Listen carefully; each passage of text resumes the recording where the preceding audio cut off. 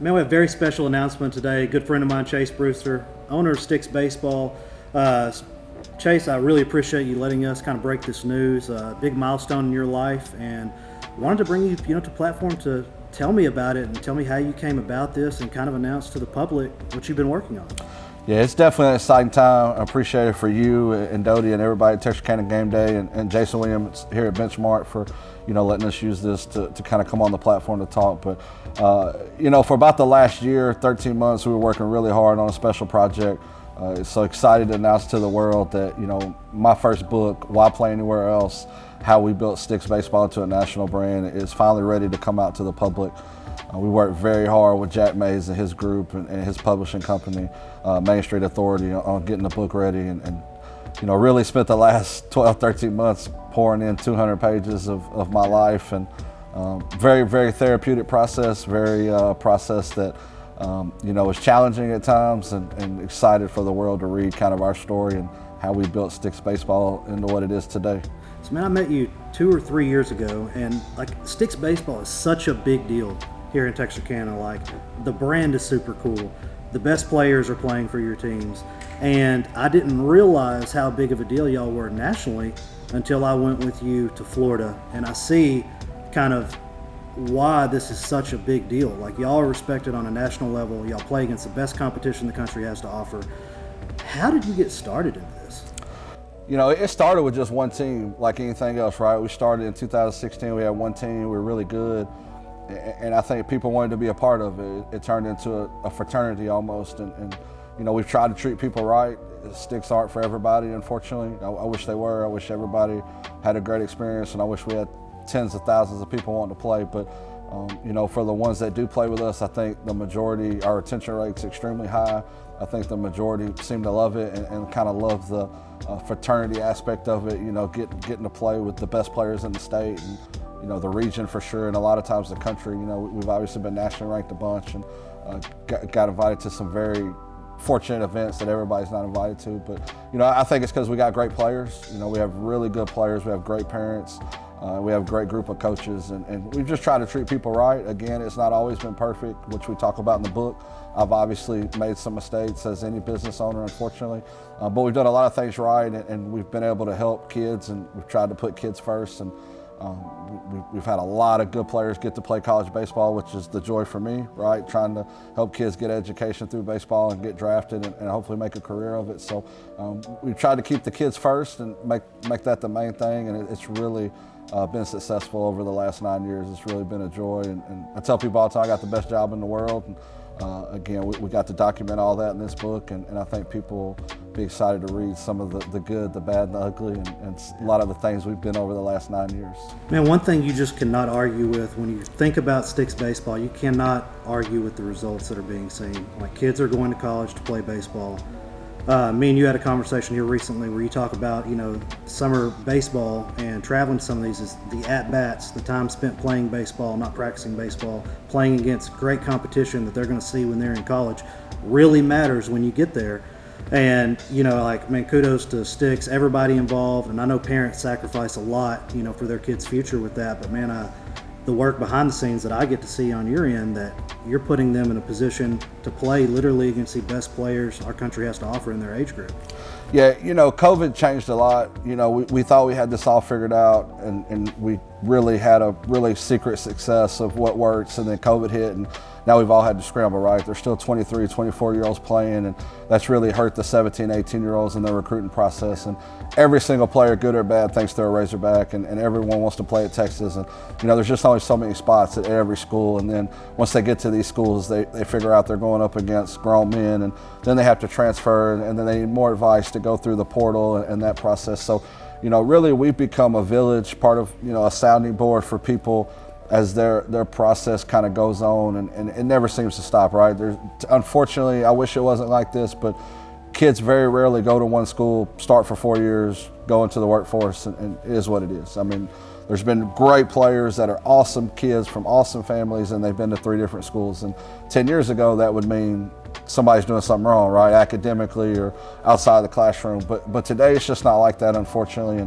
And we've worked really hard to get our kids committed. Again, everybody wants to go to the same 2 or 3 schools, the LSUs, the Texas, the Arkansas.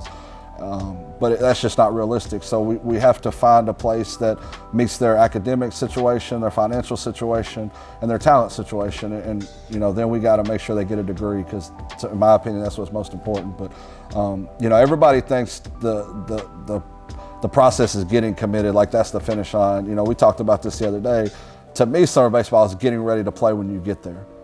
Some of you guys don't want to play after they commit, or if they're not committed to X school, they don't want to play, or whatever. And I'm like, guys, no matter where you go to school, you still got to be able to play when you get there. You need the at-bats, whether it's with us or, whoever you play for, whether it's Legion or another program in our area. Everybody should play, because when you get to college, it's hard. And those grown men have been playing all summer. The colleges are making them play in the summer. And they've been in the weight room for 2-3 years. So I think we've found the sweet spot of, hey, I want to play baseball summer, and then I want to go to the lake with my girlfriend. We've kind of found that sweet spot of what a kid wants to play in 5 or 6 events. And, now some of the schools, especially on the Arkansas side, are changing their calendar where they're going back to school earlier. So it was kind of fitting in what we were already doing with our schedule. And, we've tried hard to make it player-centric and parent-centric. It is expensive. There is a lot of travel. But let's go travel to the right events. Let's don't be the group that says, hey, we're going to play 8 or 10 tournaments, because those aren't realistic. Everybody plays football. Everybody's got, lives outside of baseball. So it's obviously worked out pretty well. Again, our attention rate's really high. And I think kids are using their summers to get better. And we've seen a ton of local kids have great success in the spring. And, I think that's because they've worked really hard and they've gotten a lot of at-bats in the summer as well. It's definitely helping high school baseball in this area. It's another result you can't deny as well. Some of the best baseball in the state of Texas, the state of Arkansas, is played right here in Texarkana. Man, what's the inspiration for this book? Because I know how busy you are. All right, so you have the Chase Brewster Show, comes out every week. So you're spending a day or 2 a week on that. You help game day out with during baseball season, for sure. And of course you're traveling all the time through all 4 seasons of the year.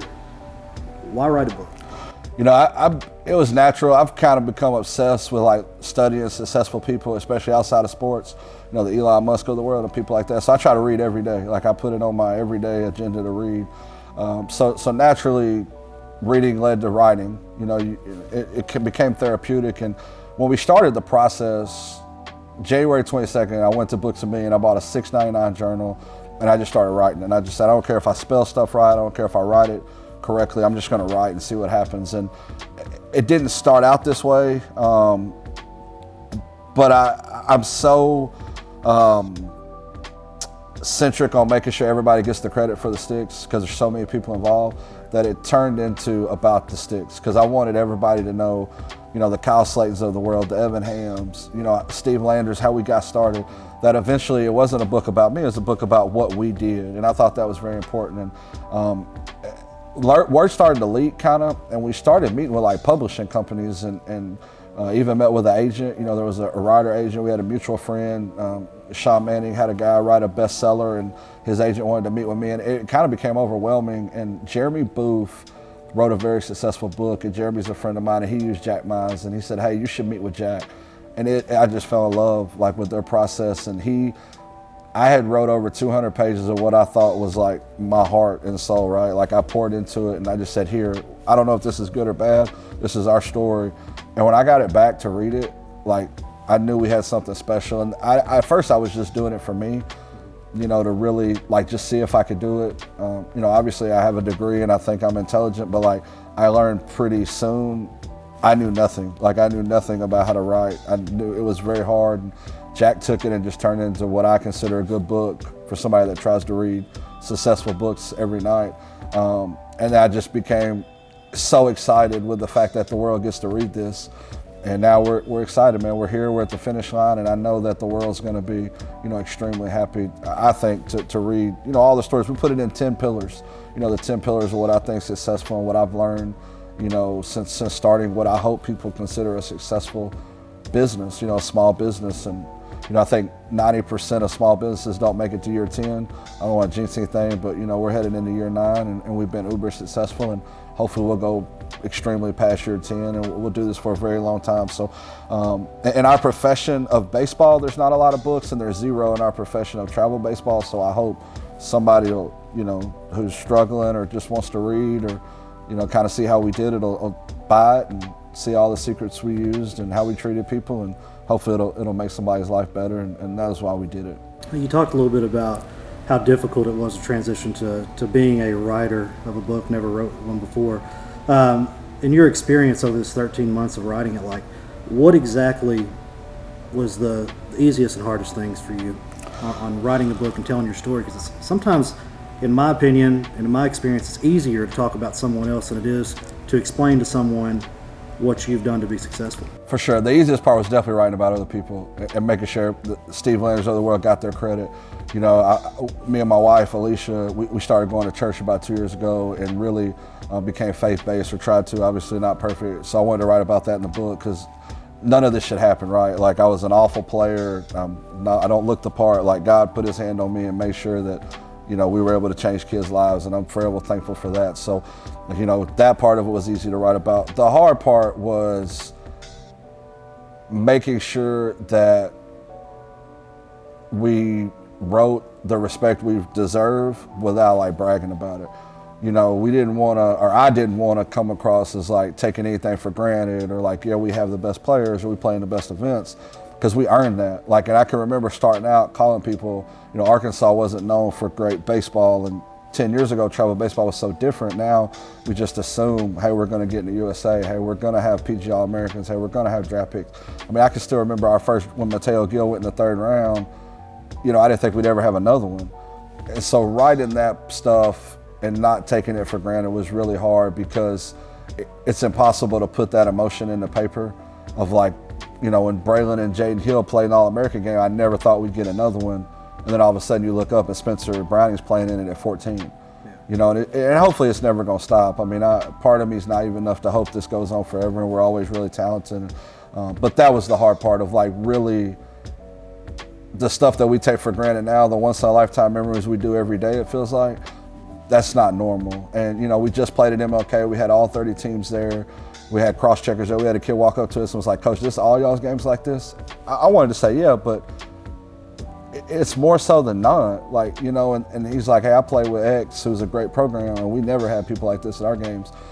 I didn't want to, like, brag and be like, "Yeah, this is every day for us." But it's more often than not. We have a lot of, pro guys there, and, because we have good players. So putting that in the book without, like, rubbing it in or, like, taking it for granted was the hardest part, for sure.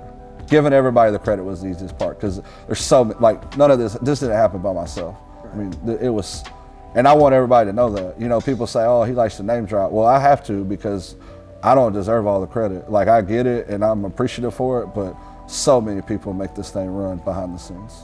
Man, one thing I've always kind of worried about with you, you've had so much success so quick, and you're doing so much in a short span of time.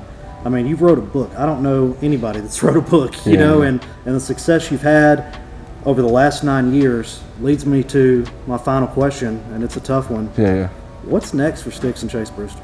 You always tell me everything's going to be accomplished. I ain't going to have nothing else to do. So, I don't know. I didn't mean to have a podcast. I didn't mean to write a book. I don't know what's next. I think that, hopefully, my wife always laughs because I think every year I think this will be the best team we've ever had.